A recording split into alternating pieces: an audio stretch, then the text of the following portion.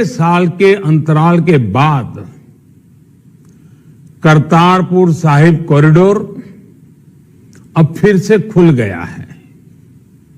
साथियों, गुरु नानक जी ने कहा है, बीच दुनिया सेवी कमाइए त दरगिही बेसन पाइए। यानी संसार में सेवा का मार्ग अपनाने से ही जीवन सफल होता है। हमारी सरकार इसी सेवा भावना के साथ देशवासियों का जीवन आसान बनाने में जुटी है। न जाने कितनी पीढ़ियां जिन सपनों को सच होते देखना चाहती थी, भारत आज उन सपनों को पूरा करने का भरपूर प्रयास कर रहा है।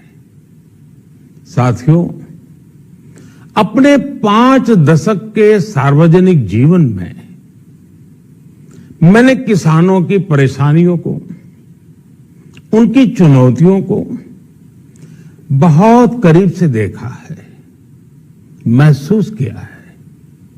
इसलिए जब देश ने मुझे 2014 में प्रधानमंत्री के रूप में सेवा का अवसर दिया, तो हमने कृषि विकास, किसान कल्याण को सर्वोच्च प्राथमिकता दी।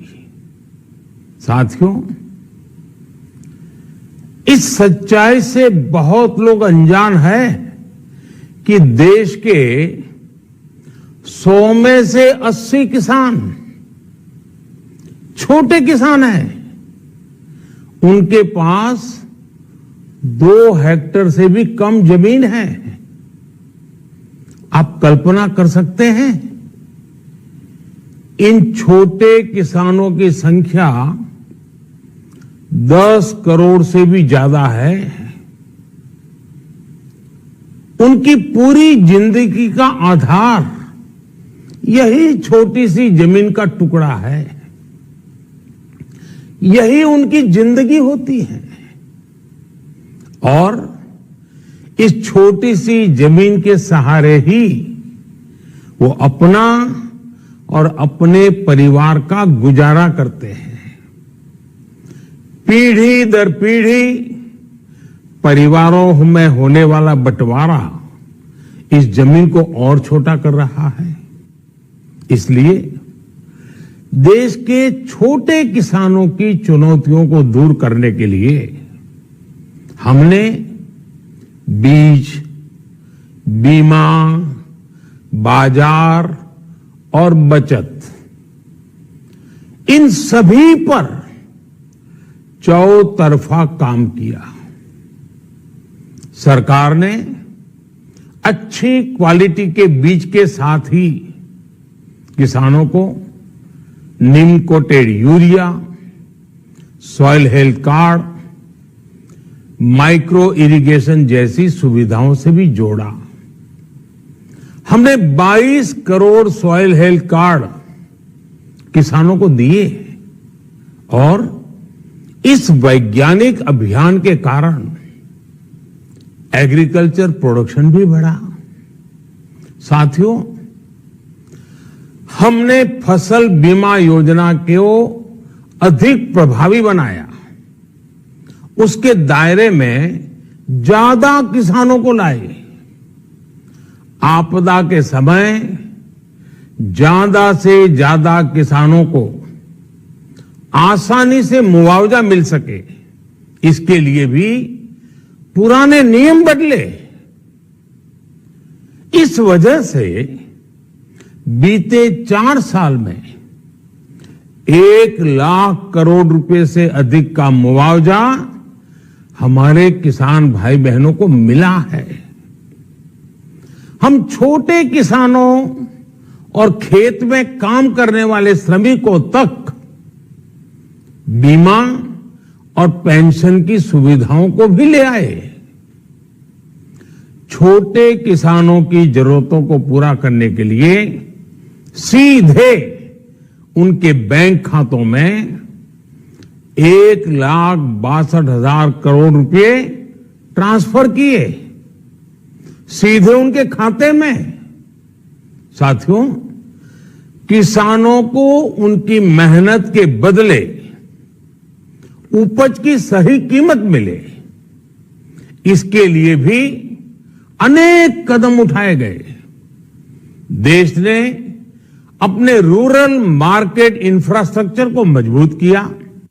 हमने एमएसपी तो बढ़ाई है, साथ ही साथ रिकॉर्ड सरकारी खरीद केंद्र भी बनाए। हमारी सरकार द्वारा की गई उपज की खरीद ने पिछले कई दशकों के रिकॉर्ड तोड़ दिए हैं। देश की 1,000 से ज्यादा मंडियों को ई नाम योजना से जोड़कर हमने किसानों को कहीं पर भी अपनी उपज बेचने का एक प्लेटफॉर्म दिया और इसके साथ ही देश भर की कृषि मंडियों के आधुनिकीकरण पर भी हमने करोड़ों रुपए खर्च किए। साथियों, आज केंद्र सरकार का कृषि बजट पहले के मुकाबले 5 गुना बढ़ गया है। हर वर्ष 1.25 लाख करोड़ रुपए से अधिक कृषि पर खर्च किए जा रहे हैं। 1 लाख करोड़ रुपए के एग्रीकल्चर इंफ्रास्ट्रक्चर फंड के माध्यम से गांव और खेत के नजदीक भंडारण, इसकी व्यवस्था, कृषि उपकरण जैसी अनेक सुविधाओं का विस्तार, ये सारी बातें तेजी से हो रही है। छोटे किसानों की ताकत बढ़ाने के लिए 10,000 एफपीओ किसान उत्पादक संगठन बनाने का अभियान भी जारी है। इस पर भी करीब 7,000 करोड़ रुपए खर्च किए जा रहे हैं।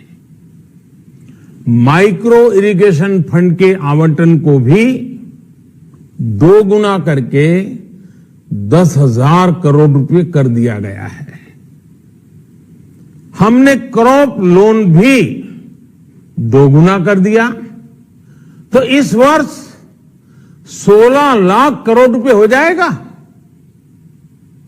अब पशुपालकों को मछली पालन से जुड़े हमारे किसानों को भी किसान क्रेडिट कार्ड का लाभ मिलना शुरू हो गया है।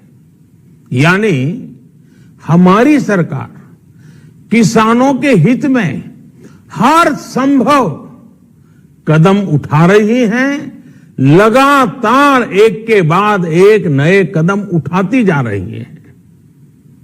किसानों की आर्थिक स्थिति सुधरे, उनकी सामाजिक स्थिति मजबूत हो, इसके लिए पूरी ईमानदारी से काम कर रही है। साथियों, किसानों की स्थिति को सुधारने की इसी महाअभियान में देश में 3 कृषि कानून लाए गए थे। मकसद ये था कि देश के किसानों को, खासकर छोटे किसानों को और ताकत मिले, उन्हें अपनी उपज की सही कीमत और उपज बेचने के लिए ज्यादा से ज्यादा विकल्प मिले। बरसों से ये मांग देश के किसान, देश के कृषि विशेषज्ञ, देश के कृषि अर्थशास्त्री, देश के किसान संगठन लगातार कर रहे थे। पहले भी कई सरकारों ने इस पर मंथन भी किया था। इस बार भी संसद में चर्चा हुई, मंथन हुआ और ये कानून लाए गए। देश के कोने कोने में कोटि कोटि किसानों ने, अनेक किसान संगठनों ने इसका स्वागत किया, समर्थन किया। मैं आज उन सभी का बहुत बहुत आभारी हूं, धन्यवाद करना चाहता हूं। साथियों, हमारी सरकार किसानों के कल्याण के लिए, खासकर छोटे किसानों के कल्याण के लिए, देश के कृषि जगत के हित में, देश के हित में, गांव गरीब के उज्जवल भविष्य के लिए पूरी सत्यनिष्ठा से, किसानों के प्रति पूर्ण समर्पण भाव से, नेक नियत से ये कानून लेकर आई थी। लेकिन इतनी पवित्र बात, पूर्ण रूप से शुद्ध किसानों के हित की बात, हम अपने प्रयासों के बावजूद कुछ किसानों को समझा नहीं पाए।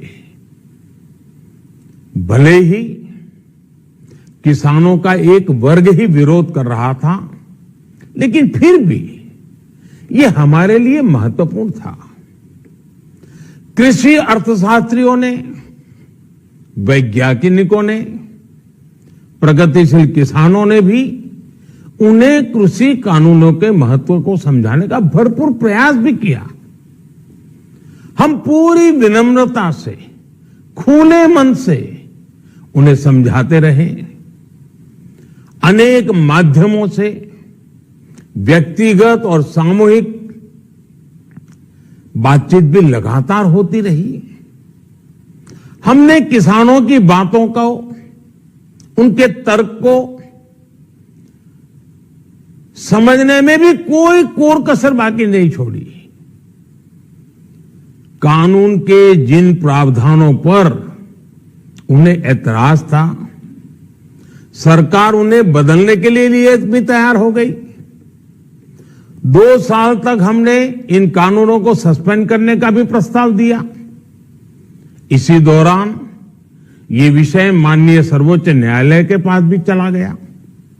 ये सारी बातें देश के सामने है, इसलिए मैं इनके अधिक विस्तार में नहीं जाऊंगा। साथियों, मैं आज देशवासियों से क्षमा मांगते हुए सच्चे मन से और पवित्र हृदय से कहना चाहता हूं कि शायद हमारी तपस्या में ही कोई कमी रही होगी, जिसके कारण दिए के प्रकाश जैसा सत्य कुछ किसान भाइयों को हम समझा नहीं पाए। आज गुरु नानक देव जी का पवित्र प्रकाश पर्व है। ये समय किसी को भी दोष देने का नहीं है। आज मैं आपको, पूरे देश को ये बताने आया हूं कि हमने 3 कृषि कानूनों को वापस लेने का, रिपील करने का निर्णय लिया है। इस महीने के अंत में शुरू होने जा रहे संसद सत्र में, इसी महीने में, हम 3 कृषि कानूनों को रिपील करने की संवैधानिक प्रक्रिया को पूरा कर देंगे। साथियों, मैं आज अपने सभी आंदोलनरत किसान साथियों से आग्रह कर रहा हूं, आज गुरु पर्व का पवित्र दिन है। अब आप अपने अपने घर लौटे, अपने खेत में लौटे, अपने परिवार के बीच लौटे। आइए एक नई शुरुआत करते हैं, नए सिरे से आगे बढ़ते हैं। साथियों, आज ही सरकार ने कृषि क्षेत्र से जुड़ा एक और अहम फैसला लिया है। 0 बजट खेती यानी प्राकृतिक खेती को बढ़ावा देने के लिए, देश की बदलती आवश्यकताओं को ध्यान में रखकर क्रॉप पैटर्न को वैज्ञानिक तरीके से बदलने के लिए एमएसपी को और अधिक प्रभावी और पारदर्शी बनाने के लिए ऐसे सभी विषयों पर भविष्य को ध्यान में रखते हुए निर्णय लेने के लिए एक कमेटी का गठन किया जाएगा। इस कमेटी में केंद्र सरकार, राज्य सरकारों के प्रतिनिधि होंगे, किसान होंगे, कृषि वैज्ञानिक होंगे, कृषि अर्थशास्त्री होंगे। साथियों, हमारी सरकार किसानों के हित में काम करती रही है और आगे भी करती रहेगी। मैं गुरु गोविंद सिंह जी की भावना में अपनी बात समाप्त करूंगा। देहि शिवावर मोहे इहे, शुभ कर्मन ते कबहू न टरो। हे देवी, मुझे ये वर दीजिए कि मैं शुभ कर्म करने से कभी पीछे ना हटूं।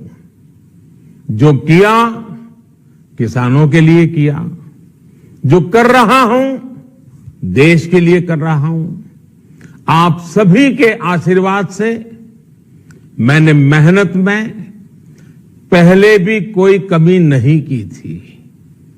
आज मैं आपको विश्वास दिलाता हूं कि अब और ज्यादा मेहनत करूंगा ताकि आपके सपने साकार हो सके, देश के सपने साकार हो सके।